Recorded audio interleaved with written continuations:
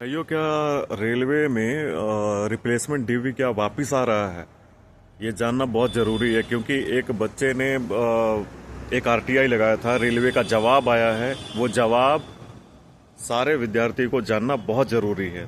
अगर वो वाकई में अगर वैसा है, तब तो भाई सबके लिए, चाहे वो जेई का हो, एएलपी हो, टेक्नीशियन हो, एनटीपीसी हो, लेवल 1 हो, और खास करके सीसीए वाले बच्चे हों, सबके लिए बहुत बेनिफिट है। तो इस बारे में समझते हैं कि आखिर ये बात क्या है। आरटीआई का पूरा फंक्शन मेरे पास है, पूरा पूरा डाटा मेरे पास है, और रेलवे का जवाब भी मेरे पास है। तो वीडियो में बने रहो और स्किप मत करना मेरे भाई, ये इन्फॉर्मेशन सबके लिए है, सबके लिए है। चलते हैं मुद्दे पे, ठीक है, चलते हैं डाटा पे। आरटीआई यही है। 5 क्वेश्चन पूछे थे, देख लो, ये 5 क्वेश्चन है, एक विद्यार्थी ने पूछे थे रेलवे से एएलपी के लिए। और रेलवे का ये आरटीआई का देखो, ये जवाब भी है। ये डेट ऑफ एक्शन, मतलब कि 9 तारीख को ही, अभी 2 दिन पहले ही ये एक्शन लिया गया है और इसका ये आंसर दिया गया है। अगर इसको अच्छे से समझने के लिए मैंने क्या किया है कि हिंदी में इसका अनुवाद कर दिया है। तो देखते हैं हिंदी में अनुवाद। देखो, बच्चे का प्रश्न है कि रिक्त आरआरबी एलपी सी एन 01/2024 के तहत 1/12/2025 को प्रकाशित दस्तावेज डीवी के दूसरे दौर के लिए बुलाए गए उम्मीदवारों की श्रेणी general, OBC, SC, ST, EWS की संख्या कितनी है? दूसरा क्वेश्चन है, रिक्त पद आरआरबी एलपी 24 के तहत आरआरबी अजमेर जोन में कंप्यूटर आधारित योग्यता सीबेट उत्तीर्ण करने वाले उम्मीदवारों की श्रेणी क्या है? तो मतलब वही साइको का ये पूछ रहा है। यदि अंतिम पैनल प्रकाशित होने के बाद कुछ चयनित इम्पैनल्ड उम्मीदवार सेवा में शामिल होने में विफल रहते हैं, तो क्या रिक्त पद आरआरबी एएलपी सीएन 2024 के तहत उन खाली पदों को भरने के लिए दस्तावेज सत्यापन डीवी की नई सूची जारी करने का प्रावधान है? देखो, बहुत बड़ी बात कही है इसने इस पॉइंट में। क्या अगर मान के चलो, अगर उम्मीदवार सेवा में शामिल होने से विफल रह जाते हैं किसी भी कारणवश, तो क्या दूसरी डीवी बुलाई जाएगी? ठीक है। और इस पॉइंट को देखो, ये भी सबसे मेन पॉइंट है। यदि कुछ उम्मीदवार नौकरी ज्वाइन करने के बाद या प्रशिक्षण ट्रेनिंग अवधि के दौरान सेवा छोड़ देते हैं, तो क्या रिक्त पद के ये 2024 के तहत उन खाली पदों को भरने के लिए दस्तावेज सत्यापन डीवी की नई सूची जारी करने का कोई प्रावधान है? देखो, बहुत बड़ी बात कही है इसने। कह रहा है कि मतलब कि अगर किसी भी कारणवश, जैसे अगर ट्रेनिंग के बाद भी, चाहे डीवीवी के बाद भी अगर छोड़ देते हैं विद्यार्थी, बहुत सारे ऐसे कैंडिडेट हैं जो कि करते नहीं है, छोड़ देते हैं, तो क्या दूसरी डीवी बुलाने का प्रावधान है? तो इस पे देखो, उत्तर दिया है रेलवे ने। इन सारे उत्तरों को छोड़ दो, ये लास्ट में देखो, ज्वाइन ना करने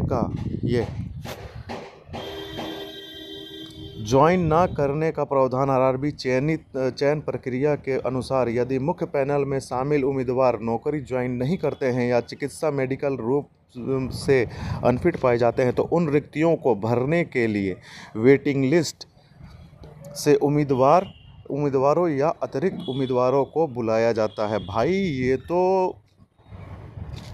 ये तो साफ मतलब कि क्या है, ये तो रिप्लेसमेंट डीवी है। रिप्लेसमेंट डीवी, जबकि रेलवे ने कहा था कि हम रिप्लेसमेंट डीवी हटा रहे हैं अपने सारे रेलवे पदों से, ठीक है। और चाहे मैं खुद एम्प्लॉय हूँ, मुझे भी जहाँ तक पता है कि हमारे जोन में भी ऐसा नोटिस आया था कि अब से आने वाली आगामी भर्तियों में, मतलब कि ये सब रिप्लेसमेंट वगैरह ये हटाया जा रहा है। ये सब हम भी जानते हैं, पर ये तो साफ ये रिप्लेसमेंट डीवी समझ में आ रहा है पूरी तरह से। देखिए, ज्वाइन ना करने पर प्रावधान आरआरबी चयन प्रक्रिया के अनुसार यदि मुख्य पैनल में शामिल उम्मीदवार नौकरी ज्वाइन नहीं करते हैं या चिकित्सा मेडिकल रूप से अनफिट पाए जाते हैं, तो उन रिक्तियों को भरने के लिए वेटिंग लिस्ट, देख लो भाई, वेटिंग लिस्ट से उम्मीदवारों या अतिरिक्त उम्मीदवारों को बुलाया जाएगा। ठीक है, यहाँ तक बात समझ में आ गई। अब देखते हैं नौकरी छोड़ने पर प्रावधान। जब कोई उम्मीदवार नियुक्ति के 1 वर्ष के भीतर प्रशिक्षण अवधि सहित इस्तीफा देता है या सेवा छोड़ देता है तो संबंधित जोनल रेलवे उस रिक्ति को भरने के लिए आरआरबी को अनुरोध भेजता है। इसके बाद आरआरबी वेटिंग लिस्ट या मेरिट लिस्ट से नीचे रहने वाले उम्मीदवारों में से एक रिप्लेसमेंट पैनल जारी करता है। देख लो मेरे भाई, देख लो, रेलवे ने यहाँ पे भी बताया। अब क्या हम लोग कहें, क्या कह सकते हैं हम? रिप्लेसमेंट डीवी ही है तो क्या हम ये मान सकते हैं कि रिप्लेसमेंट डीवी रिटर्न किया है? और क्या ये एएलपी के लिए ही है या एनटीपीसी जेई लेवल 1 सबके लिए है? सब में ऐसा कुछ होगा क्या? ये 2024 वाले वैकेंसी 32,000 वाले में भी ऐसा होगा? तब तो इसमें अगर ऐसा है तब तो बहुत सारे सीसीए बेचारे भाइयों का मतलब कि क्या है, मतलब कि बहुत इस बार सफल हो पाएंगे अगर ऐसा है। उम्मीद करता हूँ कि शायद ये ऐसा ही हो और उम्मीद करता हूँ कि ये बात आप लोगों को समझ में भी आई होगी।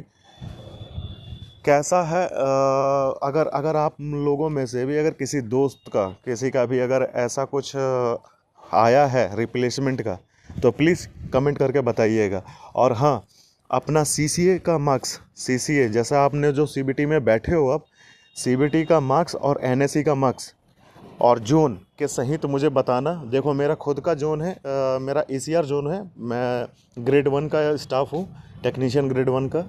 मैं सटीक बता पाऊँगा कि हाँ क्या चांसेस हैं। ठीक है, अपना जोन और सीबीटी में बैठे हो उसका मार्क्स और एनएससी और सीबीटी का मार्क्स मिलाकर कितना तुम्हारा बन रहा है और अपना जोन बताना। उस हिसाब से मैं तुमको बता दूंगा कि हाँ चांसेस कितने हैं सीसीए वाले कैंडिडेट। ठीक है, और नॉर्मल कैंडिडेट भी अपना कट ऑफ बता सकते हैं, अपना सीबीटी परफॉर्मेंस बता सकते हैं कि मेरा इतना गया है। जोन वाइज बताना, मैं तुम्हारी हेल्प करूँगा।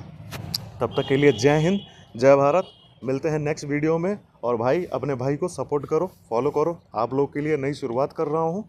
जय हिंद, जय भारत।